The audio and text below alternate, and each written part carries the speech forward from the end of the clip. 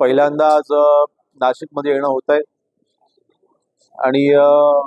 आजच्या ह्या माझ्या पहिल्याच दौऱ्याला सर्वप्रथम आपल्या सर्व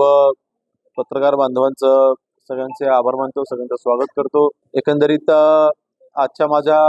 दौऱ्याचा उद्देश महाराष्ट्र राज्याचे मुख्यमंत्री सन्माननीय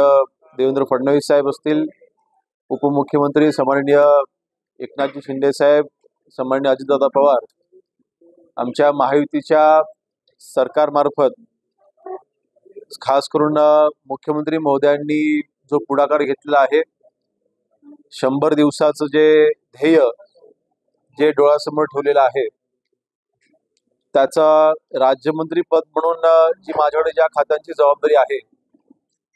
त्याचं गृह खात्याचं नाशिक कमिशनरेटचा आज मी रिव्ह्यू बैठक घेतली आणि मुख्यमंत्री साहेबांनी जे निर्देश दिलेले आहेत त्याची अंमलबजावणी ती व्यवस्थित होते की नाही ह्याची दक्षता घेण्याकरता आजचा माझा हा दौरा होता। माझ्या देखील ज्या सूचना नाशिक शहराच्या बाबतीमध्ये, पोलीस प्रशासनाच्या बाबतीमध्ये माझ्या देखील ज्या काही सूचना होत्या, त्या सूचना देखील मी आज पोलीस आयुक्तांना मी आज दिलेल्या आहेत। एकंदरीत मुंबईच्या, पुण्याच्या पाठोपाठ नाशिक शहर हे देखील एक महत्वाचं शहर म्हणून आता पुढे येत आहे। इंडस्ट्रियलायझेशन तर आहेच, औद्योगिकीकरण आहेच, त्यासोबत नाशिक शहराला एक वेगळं महत्व हे प्राप्त होत असताना इथल्या असलेल्या ज्या काही कम्युनल घडामोडी आहेत त्या लक्षात घेता पोलीस कमिशनरेटने ज्या काही काळजी घेणं गरजेचं आहे त्या देखील योग्य त्या सूचना आज आमच्या सरकारच्या वतीने मी केलेल्या आहेत। एकंदरीत आज नाशिक शहरामध्ये ज्या काही कायदा सुव्यवस्थेचे प्रश्न निर्माण होत आहेत त्यावरती आपल्याला कसा आळा घालता येईल ह्यासाठीच्या उपाययोजना पोलीस प्रशासनाकडून काय घेतलं जात आहे त्याचा मी रिव्ह्यू घेतलेला आहे।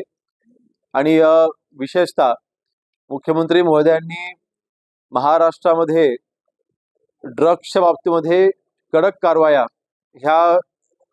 घेण्याच्या सूचना पोलीस प्रशासनाला ज्या दिलेल्या आहेत त्याची अंमलबजावणी आणि खास करून अँटी ड्रग कॅम्पेन्स हे माझ्या अंडर येणाऱ्या ज्या 11 कमिशनरेट आहेत त्या प्रत्येक 11 कमिशनरेटच्या मी ड्रगच्या बाबतीत देखील विशेष आढावा मी घेतोय आणि माझ्या सूचना देखील मी केलेल्या आहेत। आणि अगदी झोपडपट्टीमध्ये राहणारा तरुण देखील आणि एक हाय सोसायटीमध्ये राहणारा तरुण देखील आज ड्रगच्या आरी गेलेला आपल्याला जाताना आपण पाहतो। त्याच्यावरती आपल्याला कसा आळा घालता येईल, ड्रग पेडलर्स वरती आजपर्यंत नाशिक पोलिसांकडनं काय कारवाई केली गेली ह्याचा रिव्ह्यू मी घेतलेला आहे। आणि तिथे सूचना देत असताना मी सूचना केलेली आहे की ड्रगच्या बाबतीमध्ये झिरो टॉलरन्सच्या बाबतीमध्ये देखील मी तिथे